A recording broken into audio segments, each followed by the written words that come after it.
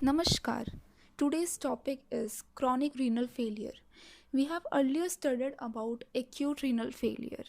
So, this slide is all about chronic renal failure. We all know the major difference between acute renal failure and chronic renal failure.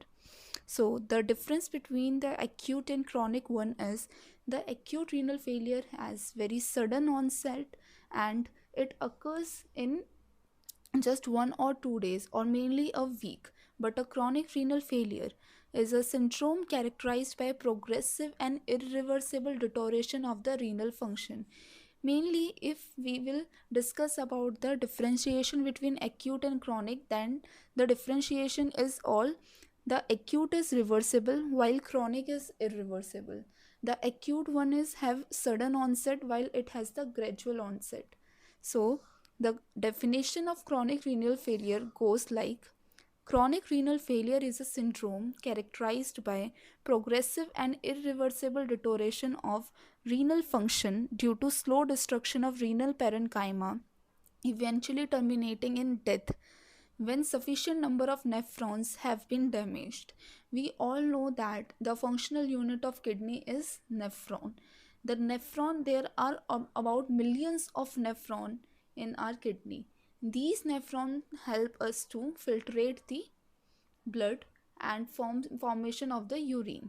So in chronic renal failure, there is a deterioration of the nephrons, and this deterioration is irreversible. It cannot be reversed. That's why it is called chronic renal failure. It doesn't come suddenly, it always comes gradually over the years and years. First of all, in this, the patient remain asymptomatic for many years, and when it becomes symptomatic, then the symptoms occur like toxemia, azotemia. Azotemia is the increase in the nitrogen level. When the nitrogen level increases, then it is called azotemia. It occurs only when, as we all know that urine contain the nitrogen. The cycle of the urine is, the cycle of the formation of urine is, first of all it is ammonia, and then urea, and then uric acid. So here it goes, the ammonia get converted into the urea, and then urea get converted into the uric acid. So, acidosis is the major problem in the CRF. That CRF is the chronic renal failure. Now, acidosis is increase in the acid level of the blood. As we all know, one is acidosis and another term is alkalosis. Then next one is uremia syndrome. In uremia syndrome is the increase in toxicity level, increase in creatinine, increase in uric acid, which is the final product of the ammonia cycle. Now, the next slide is about etiopathogenesis. The etiopathogenesis of chronic renal failure. So, this etiopathogenesis have two groups. It is classified in majorly two groups. One group is of the those causing glomerular pathology, in which the glomerular pathology is there, and those causing tubule intestinal pathology. Glomerular pathology means the glomerular, as we all know, the glomerular filtration rate, that is GFR, which goes through glomerular of the kidney. And next one is the tubule intestinal pathology.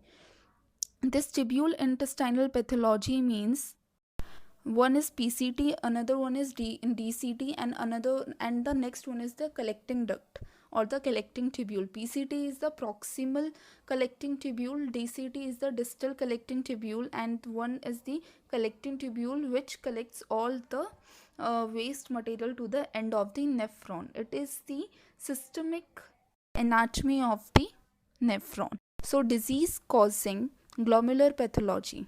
The pathogenesis in immune mechanism. Glomerular destruction result in change in filtration process and leads to development of the nephrotic syndrome characterized by proteinuria, that is increase in protein level in the urine. Hypoalbuminemia. We all know the albumin is also the protein. So Decrease, hypo means decrease, so decrease in the albumin level. And then edema can be generalized or the localized, but in kidney condition the edema always come as generalized edema. So if it comes to the whole body, then it is called anasarca. Then next one is the tubular intestinal tissue. This tubular intestinal pathology can occurs into the SLE, that is the systemic lupus erythematosus, serum sickness nephritis, and other diabetic neuropathic problems.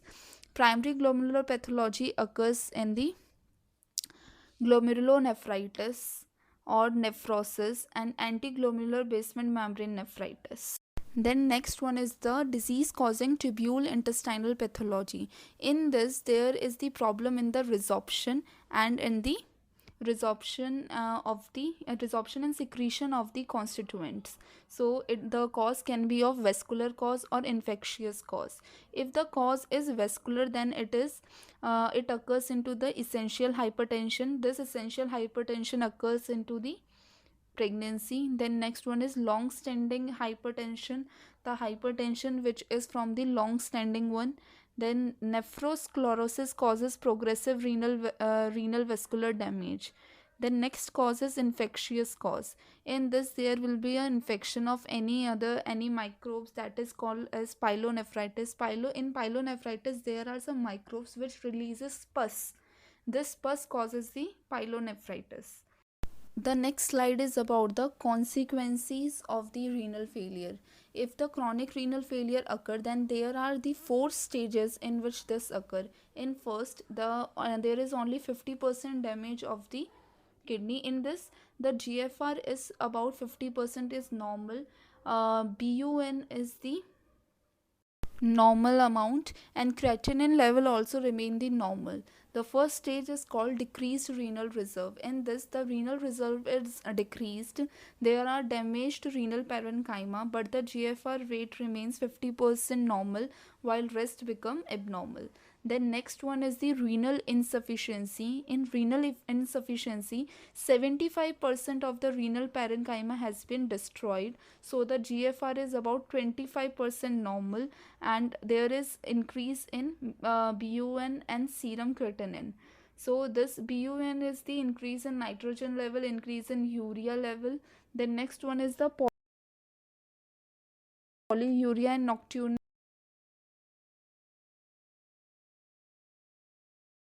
occur due to the tubular intestinal damage.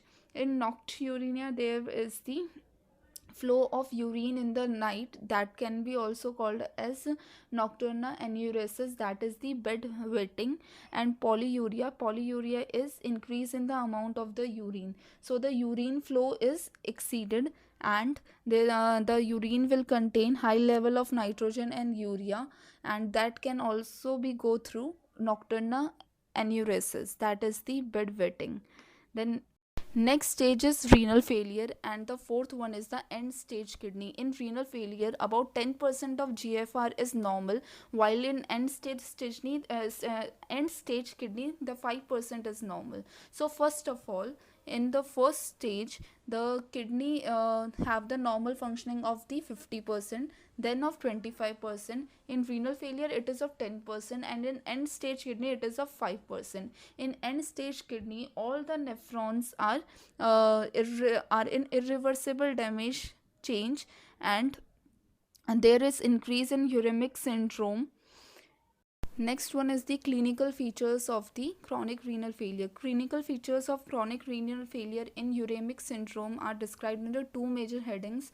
One is the renal uremia or the primary uremic manifestation, while the next one is secondary uremia or secondary uremic manifestation. So first one is the primary uremic manifestation.